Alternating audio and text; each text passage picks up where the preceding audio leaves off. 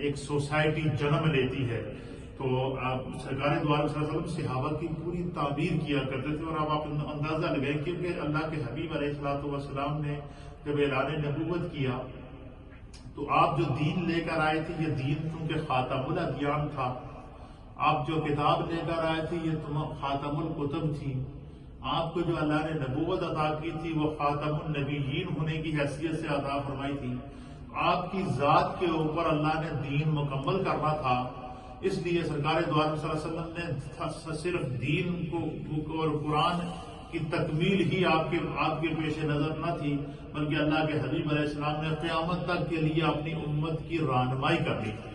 قیامت تک کے لیے امت کی تربیت کرنی تھی. قیامت تک کے لیے امت کو معاملات سکھانے تھے. قیامت تک کے لیے امت کو فرائض سکھانے تھے, واجبات سکھانے تھے, سنن سکھانے تھے, آداب سکھانے تھے, حقوق سکھانے تھے. یہ معاشرے جو ہے وہ ان تمام چیزوں کے اوپر معاشرہ بنتا ہے. تو اللہ کے حبیب نے ہر اعتبار سے اپنے صحابہ کی تربیت کی. اور جب بھی صحابہ سرکار کی بارگاہ میں آتے اللہ کے حبیب کوئی نہ کوئی بات ان کے ذہن میں ڈال کر بھیجتے تھے. آپ کہتے ہیں حضرت عبداللہ ابن عمر کے انا راجولا کہ ایک شخص جو ہے نبی پاک صلی اللہ تعالیٰ علیہ وسلم کی مجلس لگی تھی, صحابہ اکرام حضور کی بارگاہ میں بیٹھے تھے. تو حضرت عبداللہ ابن عمر کہتے ہیں کہ ایک شخص آیا سأل النبی صلی اللہ تعالیٰ علیہ وآلہ وسلم. تو اس شخص نے حضور علیہ السلام کی بارگاہ میں سوال کیا. کیا کیا؟ سوال کیا صحابی رسول نے. اور کیا سوال کیا؟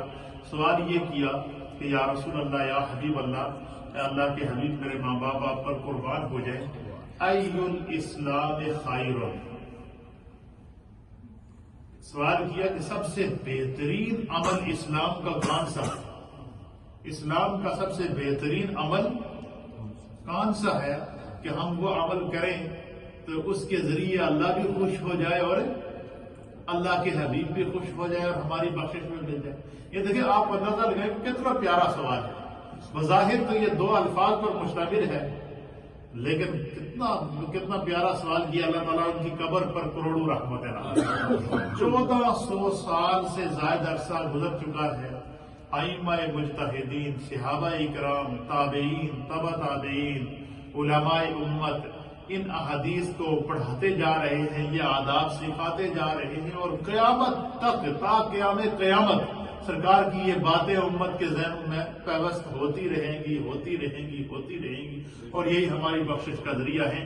تو ان صحابی رسول نے سوال کیا کہ یا رسول اللہ کون سا اسلام کا عمل ہے جو سب سے بہتر ہے؟ اس کا آسان ترجمہ یہ ہے کہ صحابی رسول نے عرض کیا کہ یا رسول اللہ وہ کیڑا عمل ہے جڑا میں کراں تو میرا رب بھی میرے نال خوش ہوئے تو اللہ دا حبیب بھی میرے نال خوش ہو جائے. تو اللہ کے حبیب علیہ الصلوۃ والسلام نے فرمایا کہ 2 کام پابندی نال کریا کر, خدا بھی خوش ہے تو مصطفیٰ بھی خوش ہے تو تیری بخشش بھی ہو جائے گی. حضور نے فرمایا کہ ان میں سے پہلا کام کیا ہے؟ حضور نے فرمایا تطعم الطعام, کوشش کرو کہ لوگوں کو کھانا کھلاؤ. کیا کرو؟ جتنا کھانا کھلا سکتے ہو لوگوں کو کھانا کھلاؤ. فرمایا کہ ضرورت مند کو کھانا کھلانا یا آپس میں ایک دوسرے کی ضیافت کرنا, اس سے محبت بھی بڑھتی ہے, الفت بھی بڑھتی ہے. اور بظاہر تو یہ بات سمجھ میں نہیں آتی کہ حضور علیہ السلام نے کیوں فرمایا کہ لوگوں کو کھانا کھلاؤ. اس کا معنی یہ ہے کہ تم لوگوں کو کھانا کھلاؤ گے خدا تمہارے رزق میں اضافہ کرے. اس کی حدیث کی شرح کے اندر ہمارے محدثین نے لکھا کہ اس کا مفہوم یہ ہے کہ جو بندہ دوسرے کو کھانا کھلاتا ہے, حتیٰ کہ یہاں تک کہ روایات کے اندر آتا ہے کہ سرکار دو عالم صلی اللہ علیہ وسلم کے لیے جب کھانے کے لیے آپ تشریف لے آتے تو آپ تلاش کرتے کہ میرے ساتھ کوئی مہمان ہو تو میں اس کو ساتھ لے کر دوں. حتیٰ کہ امیر المؤمنین سیدنا صدیق اکبر رضی اللہ تعالیٰ عنہ کے بارے میں ہے کہ ایک دفعہ آپ آئے تو کوئی مہمان نہیں تھا تو آپ نے کھانا نہیں کھایا. پھر آپ نے قاصد کو بھیجا کہ جاؤ تلاش کر کے لاؤ, کوئی بندہ لے کر آئے جو میرے ساتھ کھانا کھائے. تو حضور علیہ السلام نے فرمایا کہ تطعم الطعام, لوگوں کو کھانا کھلانا. جڑے سنی لنگر کھلا دے یہ ایویں نہیں کھلا دے. اس حدیث کو جتنے اور بات سمجھ میں آئی وہاں یہ بات بھی سمجھ میں آتی ہے کہ یہ جو لنگر کا اہتمام ہوتا ہے اور اشتہار دے اتنے بڑے حرفاں لکھا ہوتا ہے کھانے کا معقول انتظام ہوگا, لنگر شریف کا اعلیٰ انتظام ہوگا.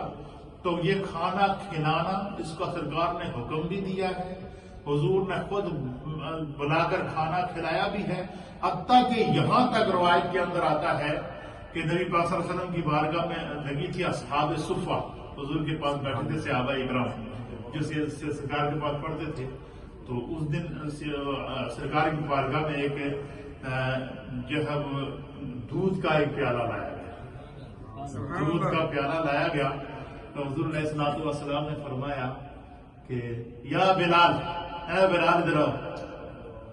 حضرت ابو ہریرہ کہتے حضور نے بلال کو بلایا اور کہا کہ یہ پیالہ دودھ کا اٹھا، جتنے میرے غلام بیٹھے